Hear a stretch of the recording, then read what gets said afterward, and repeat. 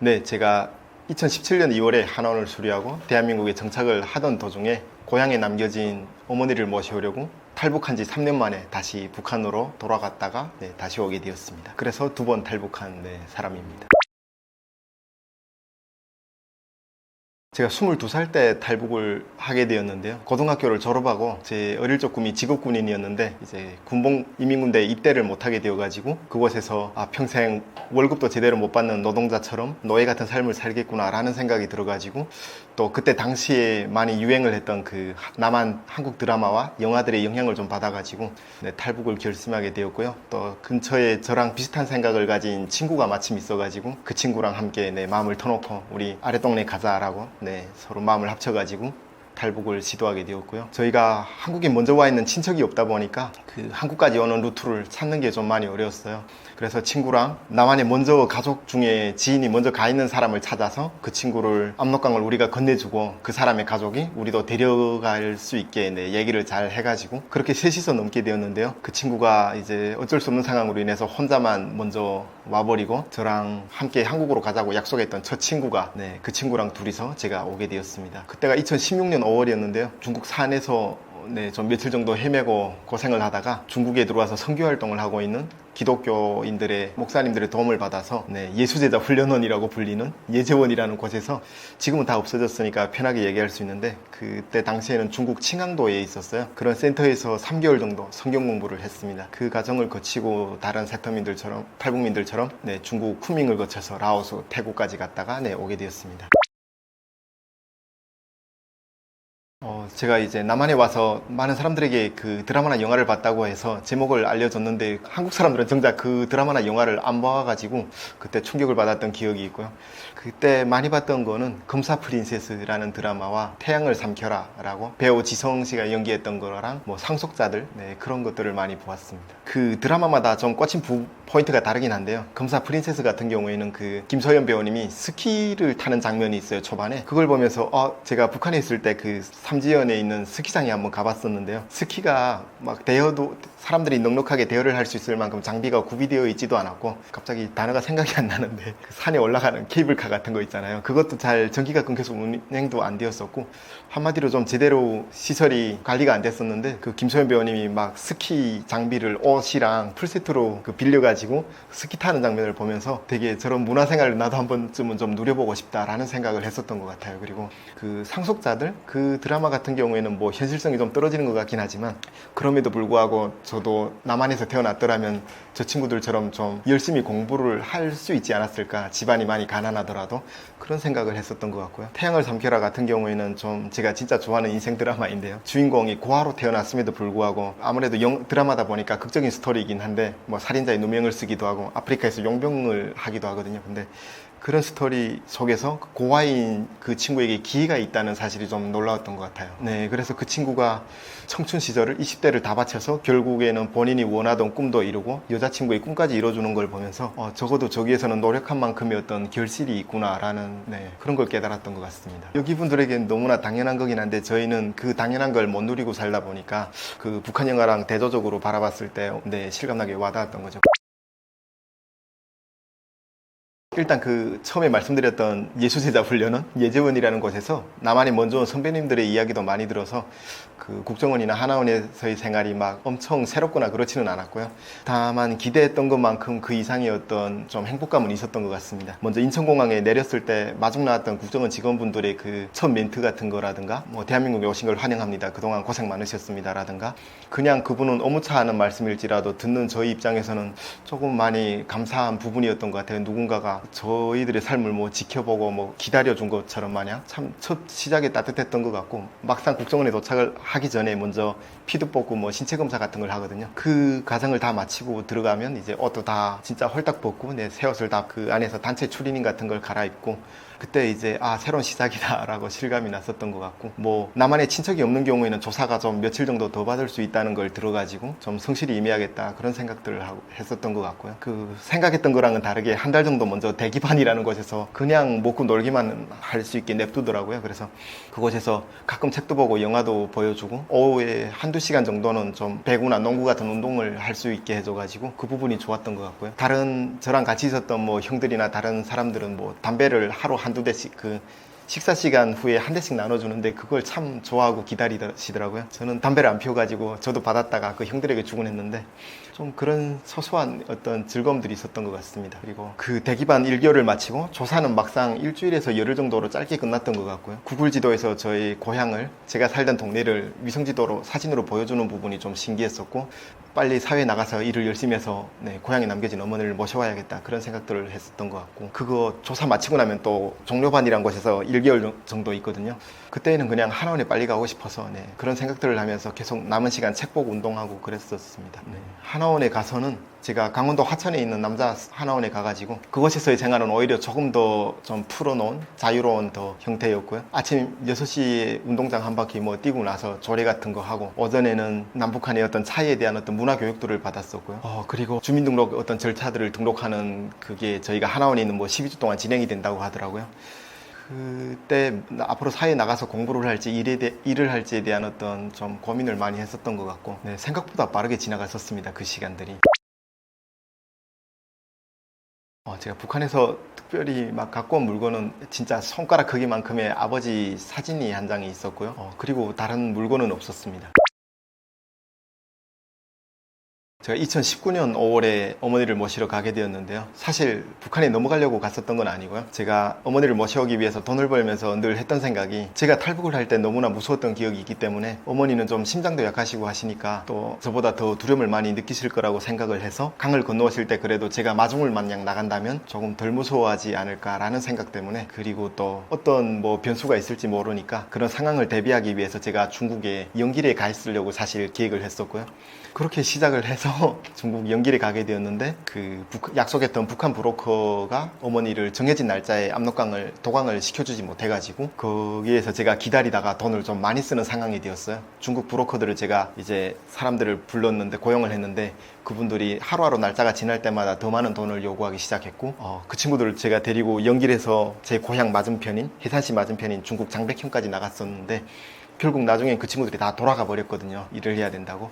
그리고 저 혼자만 그곳에 남았을 때, 그때 당시에는 이제 마지막 남은 길이, 제가 고용했던 브로커들은 가버렸으니까 북한에서 탈북민들을 구출하는 그 선교회가 있어요. 여기에 통일소망 선교회라고, 그런 소속의 선교사님들 통해서 이제 모셔오려고 두 번째 대안으로 준비를 했었던 게 있는데, 그 간사님이 어머니가 이제 강을 넘어오시면 전화를 주면 사람들을 보내주겠다, 브로커를. 그 약속을 이제 믿고 기다리다가 또 어머니가 못 넘어오실 것 같다고 전화가 와가지고, 그래서 어쩔 수 없이 설득을 하려고 넘어갔던 겁니다. 그 이유가 좀 갑자기 일어난 사건이긴 한데, 어머니가 못 넘어오시는 이유 중에 하나가, 어머니 손에 핸드폰이 없어서 압록강을 만약 건너왔을 때 저를 어디에서 찾을지에 대한 고민이 많이 있으셨던 것 같아요. 중국이 그 압록강 옆에 국경도로가 있는데, 그 수많은 산골짜기 중에서 자신을 어떻게 찾겠냐, 길을 잃어서 산에서 굶어 죽진 않느냐, 그런 고민들을 많이 하셨고, 두 번째로 제 아버지가 돌아가시고 어머니가 재혼을 하셨는데, 그 새아버지를 모셔오지 않을까봐 그 부분에 대한 걱정이 또 있으셨던 것 같고, 또 무서운 거, 막연하게 그런 두려움, 그리고 어머니가 50년을 북한에서 태어나서 사셨으니까 그곳에서의 어떤 인간관계나 어떤 그런 환경들을 떠나시는 게 좀 두려우셨던 것 같아요. 그래서 그 모든 부분들을 제가 건너가서 설득을 해서 모셔오려고 들어가게 되었습니다. 제가 처음에 하나원을 나오면서 공부를 하려고 결심을 해가지고, 하나원을 마치고 나면 지역에 있는 하나센터에서 일주일 정도 또 적응 교육 같은 걸 받거든요. 그걸 마치는 즉시 저는 대안학교 3학년에 입학을 해가지고 대학교를 목표로 공부를 시작을 했었습니다. 그렇게 3개월 정도 대안학교 고3에 다니면서 대학교를 준비하던 와중에 저를 중국에서 구출해 주신 목사님이 뉴질랜드로 이제 공부하러 떠나자고 하셨고, 저는 그걸 가게 됐던 이유가, 영어를 배워야만 제가 하고 싶었던 어떤 북한 인권을 위한 활동이라든지 국제무대, 유엔 같은 곳에 가서 증언들도 할 수 있고 뭔가 더 의미 있는 일을 할 수 있지 않을까라는 생각이 들어서 이방 대학 4년을 다녀야 된다는 생각에 그곳으로 유학을 갈 결심을 했었고요. 막상 뉴질랜드에 6개월 정도 가서 있으면서 느꼈던 거는 제가 공부를 앞으로 해야 될 5, 6년이라는 시간 동안에 어머니가 어떻게 살아계실지에 대한 걱정이 너무 많이 들어가지고, 그래서 당시 나이가 23살밖에 안 돼가지고 공부는 나중에 미뤘다가 어머니를 모셔오고 난 이후에 해도 늦지 않을 것이다. 근데 지금 이 소중한 시간을 공부하는 데 다 써버리고 났을 때 어머니 나이가 60이 넘으시고 탈북하시는데 지장이 있을까 싶어서, 그래서 공부를 포기하고 이제 한국에 다시 들어오게 되었습니다. 그때부터 어머니에게 제가 이 일을 돈을 가끔씩 보내드렸었고요. 생활비를 4, 5개월에 한 번씩 돈도 보내드리고 하면서 어머니한테 저 통화로 이곳에 와야 되는 이유들을 가끔씩 이제 어머니에게 심어점 얘기들을 해가지고, 그때 어머니도 말씀하셨던 게 이제 자식이라고 너 하나밖에 없으니까 죽어도 내 곁에 가서 죽어야 되겠는데 라고 어머니가 오시고 싶어 하시는 의향을 확실하게 내비치셨거든요. 그래서 그런 시간들이 이제 2년 3년 쌓이고 저도 또 돈을 조금씩 모으면서 이제 기회가 딱 그 준비가 2019년 5월쯤에 다 마무리가 됐었던 거죠. 처음에는 그 시몬스 흔들리지 않는 편안함, 그 침대 만드는 회사에서 매트리스를 조립하는 일을 했었고요. 그때 당시에 월급을 220만 원 정도 받았었던 것 같은데 주 6일을 경기도 이천에 있는 기숙사에서 숙식을 하면서 일을 했었고, 그걸 2개월 정도 하던 중에 고향에서 함께 온 형이 그때 3호선 그 대하역 한쪽 끝에서 아파트 건설 현장에서 일을 했었어요. 방수하는 작업을 했는데 그 일을 하면 하루 일당이 그때 당시에 13만 원 정도였는데, 제가 그 회사에서 생산직으로 일하는 것보다 급여가 좀 더 많은 걸 알게 되어가지고 그쪽으로 옮겨가게 되었어요. 중국에서 뭐 일을 하는 것보다는 우리 대한민국에서 일을 하는 게 훨씬 더 쉬우니까 사람들이 노가다가 힘들다, 뭐 그런 건설 현장에서 일을 하면 몸이 상한다라고 만류를 했음에도 불구하고 이제 방수일을 배워가지고 형이랑 그 일을 좀 한 5, 6개월 정도 하다가 제가 KT에 핸드폰 판매사로 취직을 하게 되어서 그때부터 영업일을, 마케팅 일을 하게 되었습니다. 거의 1년 정도를 그 핸드폰 판매사를 일을 하면서 좀 어머니를 모셔올 비용도 마련하게 되었습니다. 북한에 다시 갔다가 재탈북 과정에서 위험한 순간들을 굳이 얘기를 하려고 하면 이게 짧게 얘기하기에는 사실 너무나 엄청난 일들이 많이 있었어가지고, 들어갈 때 당시에도 경비병에게 발각이 되어서 몸싸움을 하기도 했었고, 그렇게 탈출을 하다 보니까 국경이 봉쇄되어가지고 특별경비가 10일 정도 지속이 돼서 제가 남한과 한국에 있는 브로커랑은 연락조차가 끊겨버리기도 했었고요. 또 그리고 제가 그 중국에 가면서 데이터 로밍을 했었는데 그 기간이 일주일 정도가 그 기한이 지나버려서 제가 북한산에서 한국 KT114에 전화를 해서 그 데이터 로밍을 연장하는 해프닝 같은 것도 있었고요. 길에서 북한 군인들을 마주치기도 했었고, 또 제가 브로커랑 통화를 하던 게 도청을 당해서 북한 보위부가 저희 집을 들이쳐서 어머니랑 아버지를 잡아가서 고문하기도 했었고요. 진짜 뭐 기적이 따르지 않고서는 사실 불가능했었던 일들이어가지고, 재탈북을 하고 난 이후에 많은 분들이 이제 간첩이 아니냐, 뭐 지령을 받고 온 게 아니냐라는 댓글들을 제가 많이 봤었는데요. 제가 그런 지령을 받고 간첩 활동을 할 것 같으면 굳이 어머니를 모셔올 필요는 없었을 것 같아서 그런 말씀을 꼭 드리고 싶었습니다. 그때 당시 해산시 보위부장이면 꽤 높은 직책인데, 나중에 제가 생각을 해보니까 그 사람이 아마 북한의 중앙당까지도 연결이 되어 있는 사람일 거란 생각이 들었었고요. 그 사람이 저희 어머니를 신문을 했었고, 어머니보단 당연히 북한에서도 여자보다 남자를 더 많이 때리다 보니까 아버지가 매를 많이 맞으셨고요. 어머니 같은 경우에는 북한에서 군복무를 하시다가 허리를 다치셔가지고 영예군인이셔서 그런 부분이 좀 작용을 했던 것도 있고, 어머니가 조사를 받으실 때 사실 아들이 오라고 하니까 마음이 혹해서 압록강까지 나갔다가 아무리 그래도 조국을 배신하는 건 아닌 것 같아서 돌아오던 중에 이제 잡히게 된 거다라고 되게 그 조사를 잘 받은 부분도 있었고요. 그리고 그때 당시 제가 넘어갔던 것을 보위부에서 파악을 하고 있어가지고 저를 붙잡기 위해서 어머니를 미끼로 이제 어머니랑 아버지를 풀어놓고 저희 집 주변에 이제 보위부가 잠복으로 감시를 해가지고, 왜냐면 어머니를 모셔오기 위해서 다시 북한으로 들어온 애니까 어머니가 풀려나면 또 구하러 올 거라는 생각에 얘네가, 그러고 있던 와중에 제가 다른 브로커들을 보내서 아버지랑 어머니를 빼내게 된 겁니다. 그렇게 어머니랑 아버지가 풀려나서 지내던 와중에 이제 그 보위부의 시야에서 벗어나서 해산시 교외로 벗어나서 10일인가 15일 정도 숨어 다니시다가 이제 탈북하게 되었습니다. 이제 사람 목숨을 돈으로 이제 계산할 수 있는 부분은 아니다 보니까 저는 뭐 가능하면 많은 사람들을 데려오고 싶었고요. 아버지 어머니뿐만이 아니라 제가 알고 지냈던 사람들의 지인들도 사실 모셔오고 싶었고요. 빚을 제가 다 지어서 뭐 브로커들에게 각서를 써주고 나중에 그 분들의 자식들이랑 함께 일해서 갚을 생각까지 했었거든요. 근데 뭐 상황이 여의치 않아서 결국 저는 제 부모님만 모셔왔는데, 뭐 탈북민들은 모두가 다 저랑 같은 마음이지 않을까 싶습니다. 제가 그 중국에 있는 거로 이제 판단이 되어서 아무래도 중국이랑 가까운 국경지대다 보니까 여행을 갔다고 아마 생각을 하는 것 같아요. 그 KT114에서 상담을 해주시는 분은. 그래서 중국 여행 중인데 요금제를 연장하려고 한다고 전화를 했었고요. 이제 북한에서 통화를 하는 게 좀 위험한 거는 3분 이상 통화를 하면 도청이 당해서 그 위치까지 이제 보이부 순찰하는 그런 사람들이 차를 타고 잡으러 오기 때문에 통화를 이제 길게 할 수가 없는데, 로밍 같은 경우에는 막 개인정보를 확인을 해야 되잖아요. 그래서 그 산에서 제가 막 옷 같은 거 뒤집어 쓰고 핸드폰 불빛 가리고 전화를 하는 건데, 막 제 주민번호나 집 주소를 얘기를 하라고 하고, 제가 작게 얘기하면 또 안 들리니까 고객님 죄송한데 다시 한번 크게 말씀해 주시겠어요? 막 이러시고, 그러면 막 북한 그 해산시에서 상상도 할 수 없는 일이죠. 서울, 제 주소는 서울시 뭐 성북구 종암로 막 이러면서 그걸 계속 얘기를 했었고요. 네. 두 번째, 탈북 후에 저희 현재의 삶이나 생활은 처음 탈북해서 왔을 때보다 좀 더 만족스러운 것 같고요. 그 만족도가 막 수학적으로 어떻게 제곱되듯이 두 배로 딱 업된 건 아니고요. 예전에는 몰랐던 한국 사회에서의 어떤 살아가는 삶에 대해서 조금 더 한 발 더 멀리 떨어져서 바라보는 듯한 그런 느낌이 들어서 조금 더 삶을 계획적으로 살아가고 있는 것 같아요. 예전에 비해서 시간 낭비나 뭐 그런 것들이 많이 줄어든 것 같고, 예전에는 친구들과 많이 어울리고 뭐 그러고 다녔었다면 요즘은 저 혼자 해야 될 것들에 집중하면서 오히려 더 행복하게 잘 지내고 있는 것 같습니다. 저희 어머님 같은 경우에도 되게 만족을 하고 있는데, 저도 이제 그 행복하고 만족했던 이유를 방금 생각이 든 건데, 제가 하고 싶었던 공부를 하고 있어서 아마 만족하고 있는 게 아닌가 싶습니다. 왜냐면 예전에 뭐 KT에서 일을 하거나 이럴 때도 월급을 400에서 500 정도를 받았는데, 그 돈을 많이 받는다고 행복했던 게 아니고 항상 마음속에는 하고 싶었던 공부를 못한 것에 대한, 미뤄뒀던 공부에 대한 미련 같은 게 남아가지고 많이 아쉬웠었거든요. 근데 지금은 어머니가 오셨으니까 제가 하고 싶었던 공부를 대학교도 다니고 있고 앞으로 대학원도 꿈꿔볼 수 있으니까 그런 부분에서 많이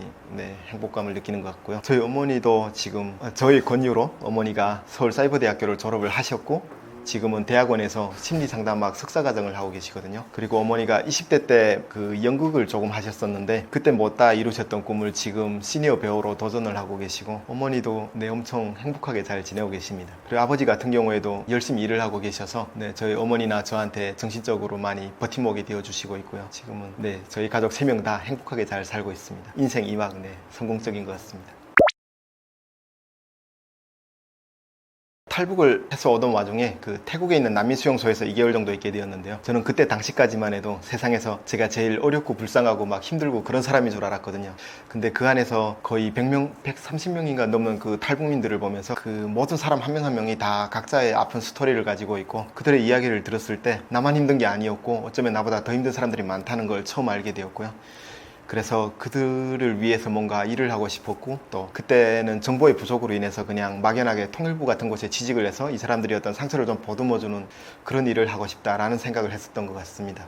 근데 제가 두 번째 재탈북을 하게 되면서 국가보안법 위반으로 형사처벌을 받다 보니까 이런 어떤 공공기관에서 일을 할 수 없는 어떤 제약이 생긴 게 아닌가 싶어서 또 우리 사회에 조금 더 잘 정착을 하기 위해서도 그렇고, 그래서 전공을 정치외교학을 선택하게 되었습니다. 제가 탈북을 처음 결심했던 이유는 무엇인가요? 라는 질문인데, 저게 먼저 탈북을 결심했던 게 먼저는 아니고 사실 북한 사회의 어떤 정권의 환멸을 느꼈던 부분이 먼저이거든요. 제가 고등학교 2학년쯤 되는 17살 되었을 때 아버지가 먼저 돌아가셨어요. 그 아버지가 돌아가시기 한 2, 3년 전부터 집안 형편이 많이 어려워져서 학교도 제대로 사실 못 다녔었고요. 북한에서 2009년에 화폐 개혁을 했는데 그냥 말 그대로 거의 주민들이 가지고 있는 돈을 다 강제로 빼앗다시피 해서 구화폐 10만원권을 신화폐 1000원권으로 바꿔준 거거든요, 걔네가. 그래서 많은 사람들이 이제 가지고 있던 돈을 많이 잃었는데, 그때 저희 집도 엄청 힘들게 살다 보니까 아버지가 이제 탈북을 먼저 하셨어요. 2011년에 탈북을 하셨다가 중국에서 붙잡혀서 북송이 되셨는데, 이게 또 아버지가 옛날 사람이다 보니까 의리의리하는 그런 쪽이다 보니까 같이 탈북에 오신 그 아버지의 진짜 찐친의 진짜 친한 친구의 친형이어가지고 그 형님이 이제 약을 좀 하셨는데 약 기운이 풀려서 이제 못 걸으니까 그 중국 브로커가 버리고 가자고 했는데 아버지가 이제 업고 가시고 막 이러다가 절대 버리고 못 간다라고 해서 아버지가 남은 거예요 이제. 그래서 그 브로커랑 그 다른 뭐 중국의 인신매매로 팔려가는 여성분들은 다 이동을 했고, 그들이 가서 뭐 차량을 보내거나 도움을 주기라고 갔는데 이제 아버지가 남았다가 그 아버지의 친한 형 되시는 분은 돌아가셨고, 그 산에서 아버지는 뭐 어찌된 사연인지는 자세히 모르겠지만 붙잡혀가지고 중국에서 공안에 붙잡혀서 북송이 돼 있었어요. 그래서 북한 함경북도 청진시에 있는 보위부 집결소라는 곳에서 조사를 받던 중에 뭐 거의 인권유린이죠. 재판도 받지 못하셨고 그 안에서 구타를 당해서 돌아가셨거든요. 그 안에서 매를 맞아 돌아가셨던 다기보다 매를 많이 맞으셔서 영양실조, 뭐 거의 건강 상태가 악화되셔가지고 이제 아버지 고향이 해산이니까 해산으로 이송되던 도중에 열차칸에서 돌아가신 거거든요. 그 아버지가 그렇게 진짜 한쪽 귀도 못 들으실 정도로 맞으셔가지고 집으로 그래도 온다고 엄청 좋아하셨대요. 그 이송해 온 그 경찰 얘기로는 이제 그러셨는데 무튼 돌아가셔가지고 아버지가 돌아가셨는데 그 북한 법에 죽은 사람은 또 열차에 태울 수가 없는 이상한 법이 있더라고요. 그래서 아버지가 돌아가시니까 그냥 함경북도에 있는 자그마한 상간역에 아버지를 버리고 간 거예요. 이제 그런 상간역 창고에다. 그때가 11월이었는데 진짜 춥거든요. 북한은. 제가 삼촌이랑 같이 걸어서 또 기차도 잘 안 다녀가지고 겨울인지라 500리 길을 걸어서 이제 그 삼촌이랑 가가지고 그때 또 말씀드렸다시피 저희 집안이 좀 어렵다 보니까 식량도 여비도 충분치 않아서 막 감자를 막 몇 알씩 먹으면서 가가지고 아빠를 이제 그곳에 또 시신을 모셔올 돈도 없어서 그 상간역 그 뒷산에 자그마한 야산 둔덕에 그냥 관도 없이 묻었거든요. 그때 아버지를 묻으면서 들었던 생각이 엄청나게 그냥 복수심밖에 없었던 것 같습니다. 그래서 내가 30살이 되기 전에 어떻게든 가서 간첩훈련을 받고 와서라도 여기 보위원들 다 죽여버리고 싶고 막 저런 그 보위부 직결소라는 건물을 날려버리고 싶다 이제 이런 생각들을 했었고요. 그리고 또 한편에는 이제는 홀로 남은 어머니를 내가 모셔야 된다 이제 내가 가장이다 이런 생각들을 했었던 것 같고요. 네, 그런 경험을 하다 보니까 탈북 이전에 북한 정권에 대한 어떤 그들에게 맞서 싸우고 싶다는 생각을 처음 했었던 것 같고요. 그러고 나서 이제 고등학교를 졸업하고 아버지의 그 사건으로 인해서 제가 군대에 못 가는 상황이 발생을 했어요. 뭐 당연히 그 아버지가 돌아가시고 나서는 군대에 가고 싶은 마음도 없었지만 그렇게 군대에 못 가고 돈이 없어서 대학에 못 가고 당연히 군에 안 갔으니까 또 그 북한은 당이 하나잖아요. 그 노동당에 입당을 할 수도 없는 상황이라서 저는 그 사회에서 최하층의 인간이 되어버린 거죠. 진짜 버러지보다도 못한 삶을 살아야 된다는 생각에 탈북을 결심하게 되었습니다. 저 같은 경우에는 이제 해산시에서 많이 어려운 최하층에 살았다고 생각을 했었는데 해산시를 벗어나서 해산시 주변에 있는 이제 자그마한 산골 마을들이 있어요. 뭐 리라고 불리는 단위들인데 그런 곳에 가보고 느꼈던 것은 나는 좀 잘 사는 집이었구나라는 생각이 들 정도여가지고 진짜 그들은 1800년대 조선시대의 삶을 살고 있는 게 아닌가라는 생각이 들고요. 그리고 제가 재탈북을 해서 북한에 다시 갔을 때 저희 동네에 학교 뒷산에 그 겨울에 구덩이를 파가지고 그 위에 그 판자 쪼가리나 비닐방막을 씌우고 살고 있는 일가족이 있었어요. 그래서 동네 사람들이 음식을 막 가져다 주기도 했었고요. 그런 사람들을 봤을 때에는 뭐 모두가 그런 건 아니지만 무튼 인권 상황은 진짜 엄청나게 최악이 아닌가 굉장히 어려운 편인 것 같습니다. 그리고 길거리에 방랑아, 꽃집이라고 불리고 있는 뭐 고아나 방랑아들은 뭐 수도 없이 이제는 엄청나게 많아져가지고 장마당이라는 곳에 가보기만 해도 그런 친구들이 막 몇십 명씩 무리지어 다니면서 뭐 절도도 하고 있고 배고픔을 채워야 되니까요.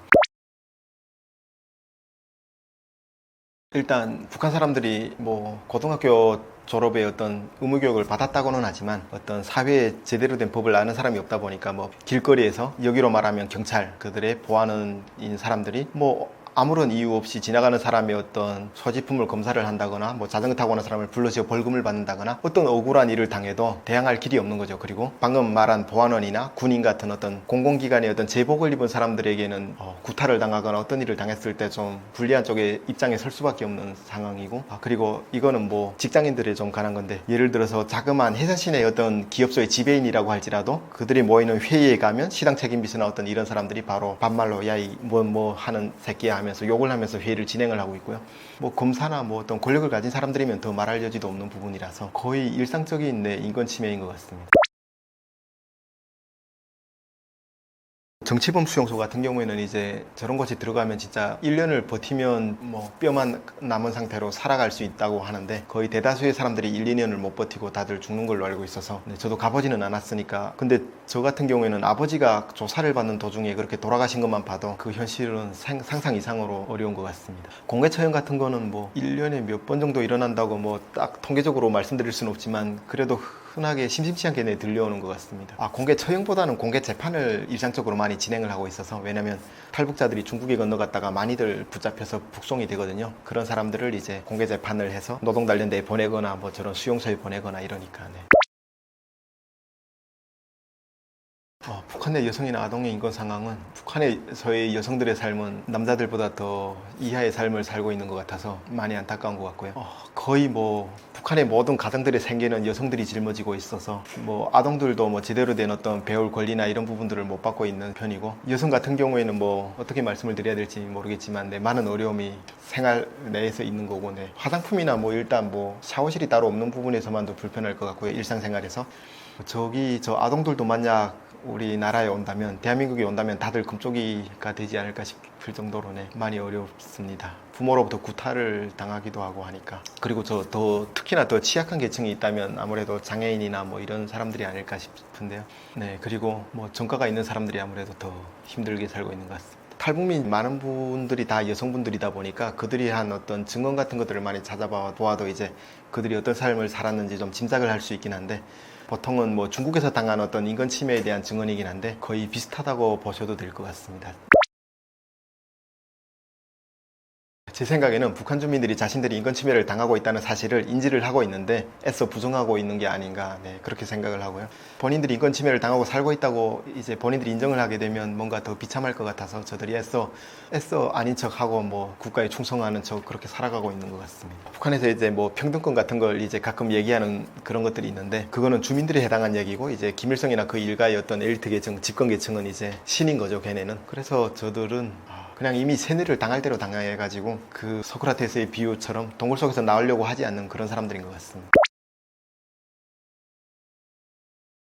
거의 남아있는 사람들은 그런 거고, 이제 탈북민 중에도 이제 그런 분들이 넘어오신 분들이 계신데, 뭐 영국에 계셨던 뭐 태영호 그분이나 리일규 대사였나요? 그분이나 뭐 그런 분들을 봤을 때 그렇게 행동하는 사람들이 앞으로 좀 더 나와야 되지 않을까, 그렇게 생각을 합니다. 저는 그리고 그분들이 그 배부른 돼지가 아까 되려고 선택을 하셨냐고 질문을 하셨는데, 본인이 홀몸이면, 개인이면 이제 당연히 저항할 수도 있고 뭐 탈출할 수도 있을 텐데, 가족들이 있다 보니까 좀 결정하는 게 어렵지 않을까, 그렇게 생각이 듭니다.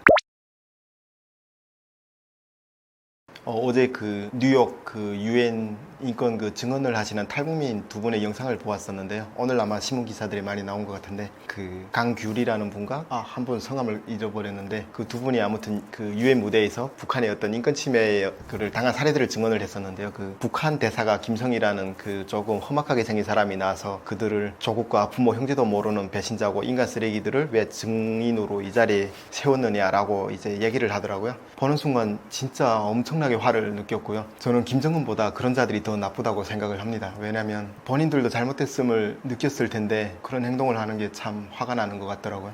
본인이 그들이 어떤 인권 침해를 겪어보지도 않았음에도 불구하고 그들이 증언을 하는데 그 경험을 그렇게 무시를 하고 모욕을 한다는 게 인간으로서 진짜 상상도 할 수 없는 일이었어가지고 많이 화가 났었습니다. 저는 그리고 되게 대한민국에 와서 많이 안타까웠던 사실들 중에 하나가, 뭐 대한민국 사람들도 그렇지만 탈북민들 중에서도 과거를 다 잊어버리고 사시는 분들이 많은 것 같아서 그런 분들도 좀 정신을 많이 차리셨으면 좋을 것 같습니다. 조금 더 이어서 말씀을 드리면, 저는 김정은을 좋게 생각을 하거나 친하게 지내려고 하는 자들을 보면, 김정은과 악수를 하려고 하는 사람들을 보면 다 제정신인 것 같지 않아서, 정말 상식적인 사람들이라면 그런 행동들을 할 수가 없을 텐데 수천만의 사람들을 지금 착취하고 그렇게 살고 있는 독재자인데 어떤 정치적인 이유만으로 그를 인간으로 대접을 해준다는 사실에 거의 이건 화가 아니라 분노가 느껴지거든요. 작년에도 했던 활동 중에 하나가 그 김정은 돼지 한 마리를 가두면 북한 주민 2,500만이 해방이 될 텐데, 참 안타까운 현실이라서 좀 사람들이 생각을 좀 한 걸수로 모아서 그들에게 대항을 할 수 있는 어떤 시스템을 구축을 해야 될 때가 아닌가, 그런 생각을 합니다.